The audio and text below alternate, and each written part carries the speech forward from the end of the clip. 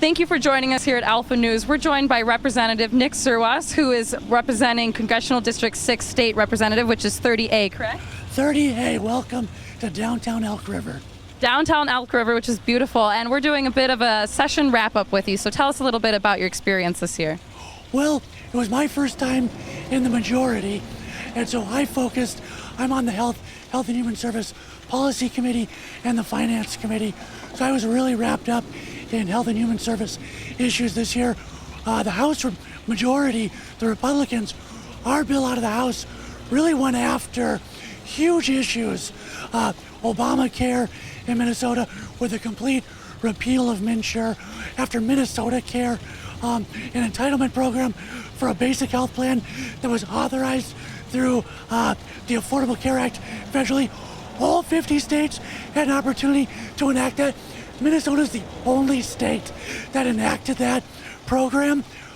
We are finding now that it's an unaffordable program.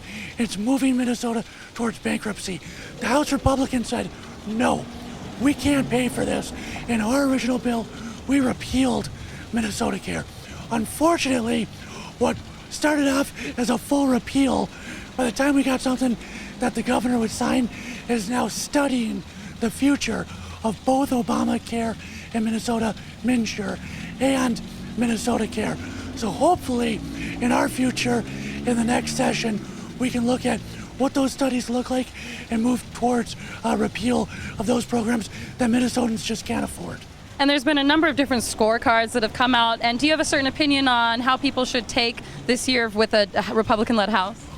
Well, I think you look at, what you're elected to do, as far as whether you ran against a party or you ran to lead and you ran to govern. And so for me, I think the House Republican majority is a 2-year term. We have the majority for 2 years. We should be judged on a combination of those 2 years. We ran on looking out for rural Minnesota, on helping to lower business-crushing taxes and help improve our transportation program without raising a gas tax. Now, we had a generational change as far as long-term care in greater Minnesota. We've had huge strides in dental care reimbursement in greater Minnesota, some job incentive programs in greater Minnesota. What we have not yet delivered on was a gas tax-free transportation plan and a tax plan that reduces what we can see is producing too much revenue. The state of Minnesota has too much year money, and we have to pass a tax plan that gives that money back. We're going to have $2 billion on the bottom line when we go back to session. We can't spend that money. We have to give some of that back through significant tax breaks that impact hardworking families in Minnesota. If we can't deliver on a transportation package without a gas tax increase, and we can't deliver on a tax decrease to help middle-class Minnesotans, then you can judge our House Republican majority as a failure. Until then, stick with us and help us fight the Democrats next year. Any comment on transportation projects like the Southwest Light Rail or the Gateway Corridor? Well, and we're seeing that gear up again in Southwest. Now it's going to be way over budget, so they're going to try to trim $100 million there or $100 million there. Elk River saw North Star come through, and we've got all the promises of the job creation, of the housing, all this stuff that the North Star corridor was going to bring to Elk River and to Big Lake. If you go out to the North Star station, you look at where all these new businesses were going to be, and there's empty fields out there. The same with Big Lake, the same with Coon Rapids, the same with Anoka. Ramsey has buildings. They're all empty and foreclosed, but they have buildings. My point is, commuter rail has been an abject failure in Minnesota.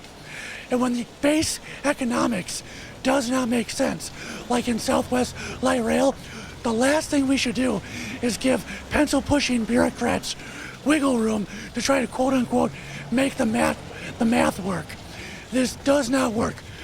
On the North Star corridor along Highway 10, we're a blue collar community. We have a group of people that are earning a living as contractors, as plumbers, HVAC. You cannot load your work truck on the back of a van and commute into the cities for work. We were promised a lane and a half of traffic reduction on Highway 10 because of the North Star. That simply has not materialized. That simply has not materialized. That has not happened. Every promise, whether it was the economic development that was going to happen along the tracks or the traffic reduction promised by North Star, nothing has met the promises. It's been a failure on all accounts. Where can our subscribers find you if they want to contact you? Yeah, I'm at Nick Zerwas on Twitter. You can look for volunteers for Zerwas on Facebook. Thank you very much for joining us. All right, thanks for coming to Elk River. Thank you for subscribing to Alpha News, and be sure to check back for more videos like this.